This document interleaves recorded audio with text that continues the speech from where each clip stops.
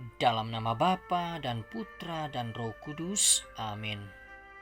Shalom dan salam damai kepada saudara dan saudari dimanapun Anda berada. Selamat bertemu kembali di ruangan santapan firman Tuhan.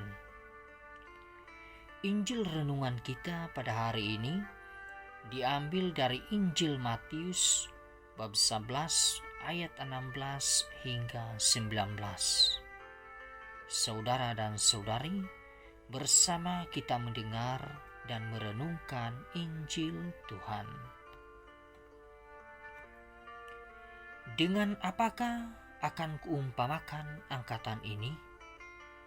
Mereka itu seumpama anak-anak yang duduk di pasar dan berseru kepada teman-temannya, "Kami meniup seruling bagimu, tetapi kamu tidak menari. Kami menyanyikan kidung duka, tetapi kamu tidak berkabung." Karena Yohanes datang, ia tidak makan dan tidak minum, dan mereka berkata, "Ia kerasukan Saitan." Kemudian Anak Manusia datang, ia makan dan minum, dan mereka berkata, "Lihatlah, ia seorang pelahap dan peminum, sahabat pemungut cukai dan orang berdosa."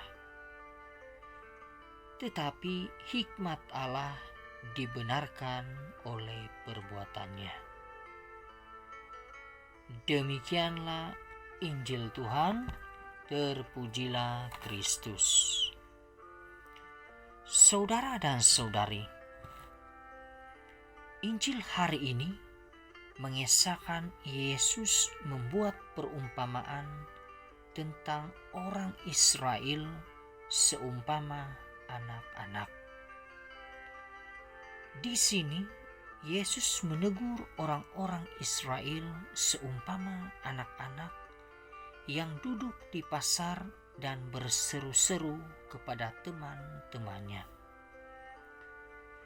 Saudara dan saudari, anak-anak ini adalah gambaran anak-anak yang tidak mau diatur, yang bertindak semaunya sendiri.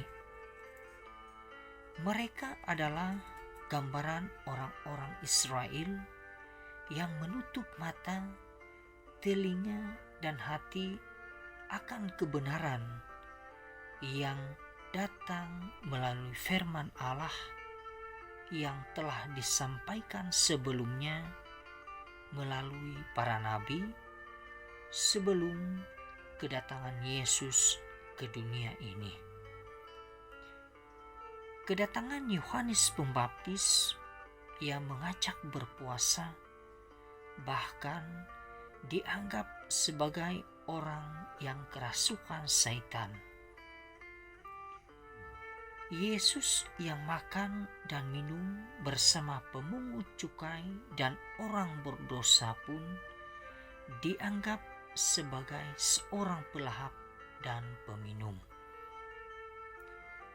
Mereka juga tidak menyadari tanda-tanda yang diberikan Allah tentang kedatangan Sang Mesias.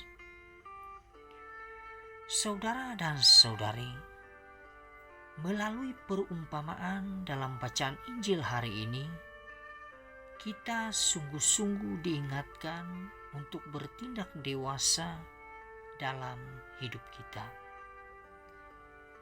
Kita diminta untuk selalu membuka hati dan pikiran kita untuk merasakan kehadiran Tuhan. Salah satu caranya adalah dengan mendengarkan sabdanya, menerima tubuh dan darah Kristus dalam perayaan Ekaristi, dan juga mengikuti kegiatan kerohanian. Saudara dan saudari, jangan sampai kita jauh dari Tuhan, kerana tidak meluangkan waktu khusus baginya, kerana berbagai macam alasan dan kesibukan, seperti pekerjaan, hobi, ataupun kegiatan lain yang menyita waktu kita.